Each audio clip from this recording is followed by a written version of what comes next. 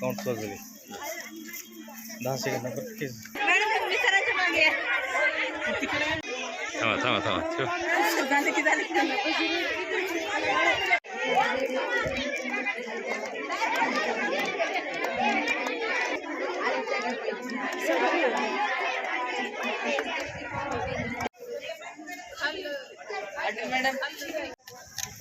Madam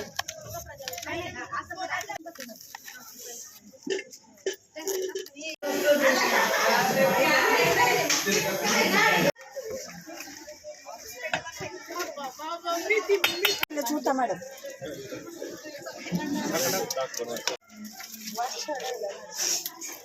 सर्दी झाली असं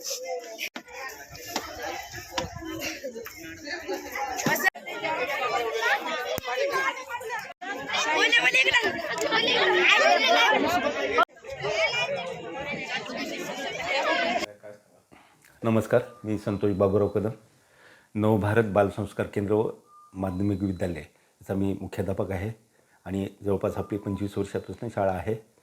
आणि आज आम्ही वेळामुशा ही विद्यार्थ्यांना घेऊन करायची ही ठरवली होती.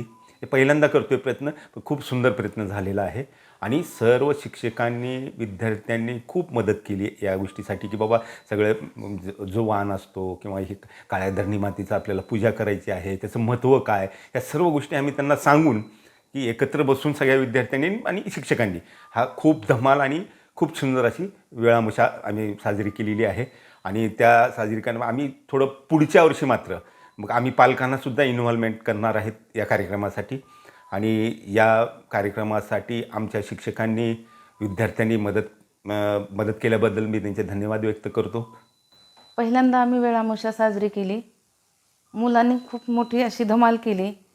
वेळामुशा करण्यामागचा आमचा उद्देश असा होता, भारत हा आपला शेतीप्रधान देश आहे आणि त्यामध्ये काळी मातीचं ऋण आपल्याला फेडता आलं पाहिजे म्हणून ह्या वेळामुशा सण हा साजरा केला जातो. हा सण आपल्याकडे कर्नाटक भागाकडून आला असून लातूर, उस्मानाबाद, अंबेजोगाईचा काही भाग ह्या ठिकाणी वेळामुशा साजरी केली जाते. बरेच आम्ही शैक्षणिक ह्या संकुलामध्ये बरेच असे कार्यक्रम राबवतो जे की संस्कृतीला धरून, जसं आम्ही विज्ञानाकडे झेप घेतो तसेच संस्कृतीकडे सुद्धा प्रत्येक सण साजरे करता आले पाहिजे.